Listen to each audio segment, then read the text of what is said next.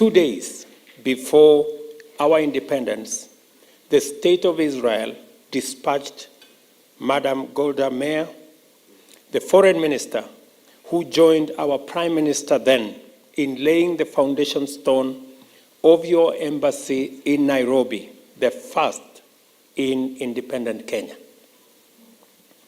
That event marked the beginning of a friendship that has steadily grown deeper and stronger, encompassing very successful collaboration in various undertakings across many sectors.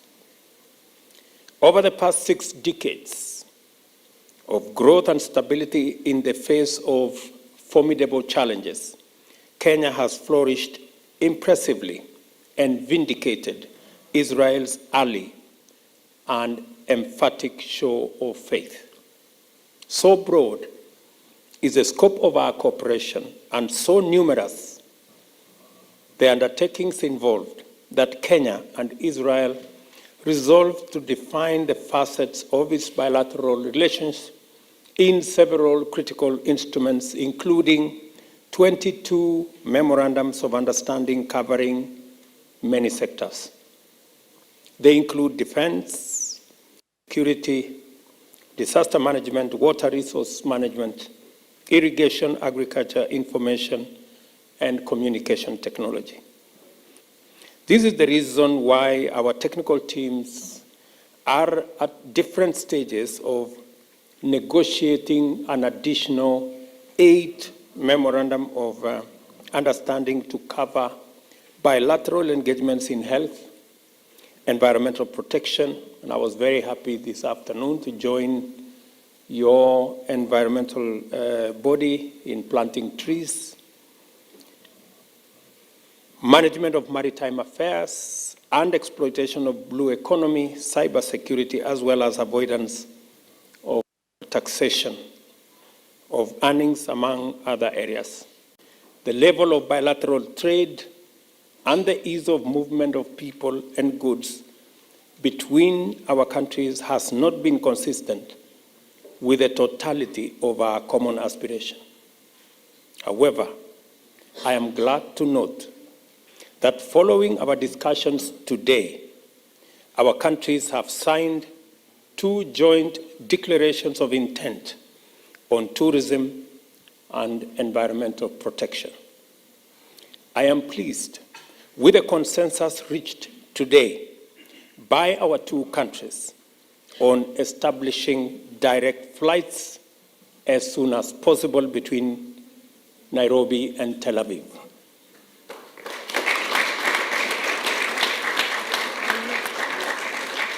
These direct flights will not only facilitate trading relations, but will greatly increase the number of tourists visiting both countries. Many of us coming for pilgrimage, and many of you coming to visit the cradle of mankind.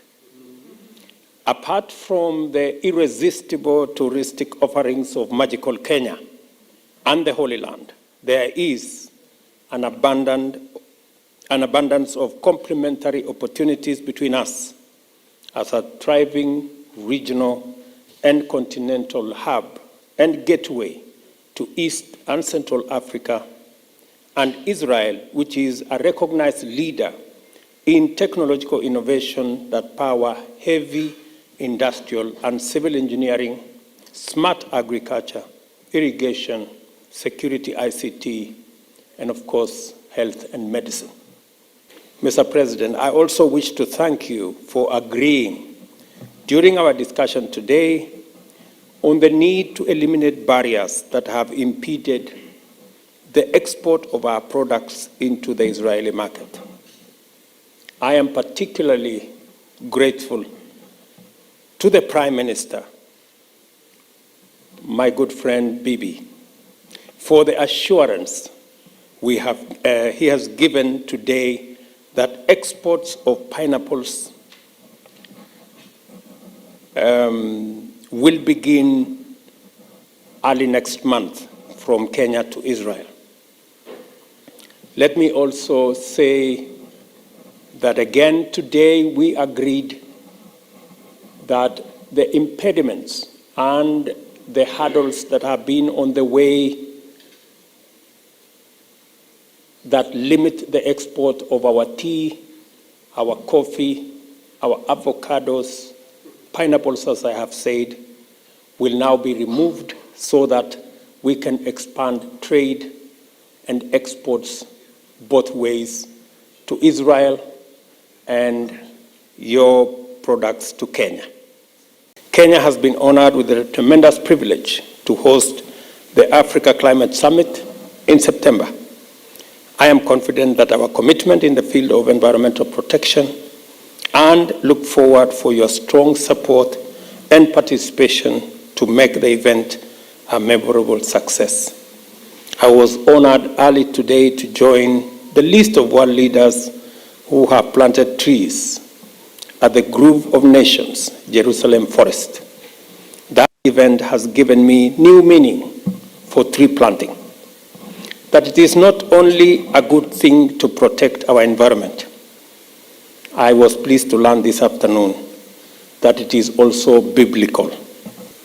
Mr. President, I understand here because for the first time, I found that we have to pray before we plant trees. We've always tried to plant trees in Kenya, and our success has been mixed. I think because we didn't have the element of prayer. So now that we do, I am very confident that we will succeed in our plan to plant 15 billion trees in the next 10 years. Mr. President, I stand here to celebrate a wonderful friendship, which is founded on strong values and mobilized by shared aspirations. To look back upon the undeniable progress we have achieved together during 60 years of friendship, and to consider a futuristic prospect of abounding with the promise of abundant, unbounded possibilities and potential for shared prosperity, all ours for the taking. I now request you, ladies and gentlemen, to join me in raising your glasses to extend the very best wishes to His Excellency President Herzog for a long life, good health, and to the peace, prosperity, and happiness of the people of the State of Israel, and to the continuation of an excellent relations between the Republic of Kenya and the State of Israel. Abundant blessings. Cheers.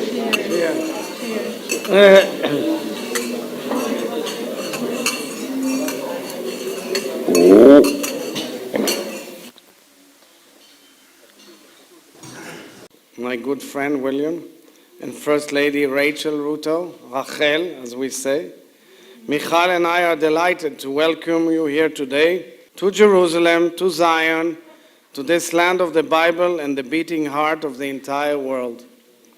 The Bible talks about this very city and says, God's word will emanate from Jerusalem.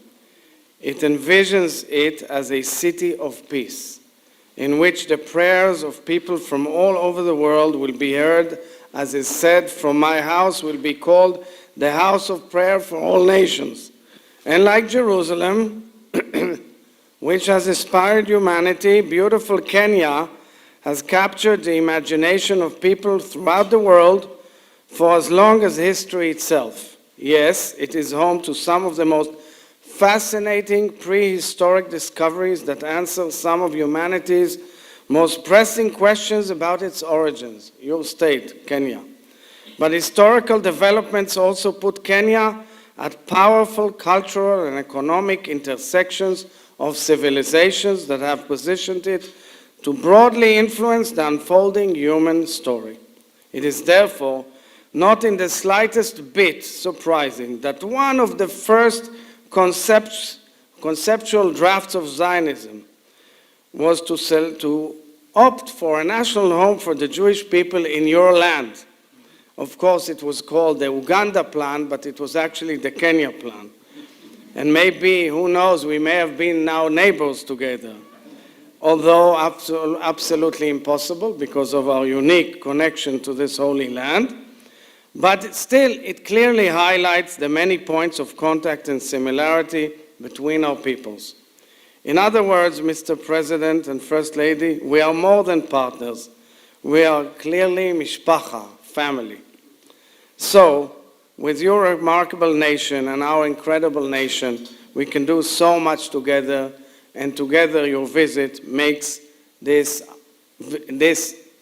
option so viable. Let us therefore raise a toast to the deep roots that connect us, to the present that calls to us, and the future that awaits us. And let us say, L'chaim. Salute.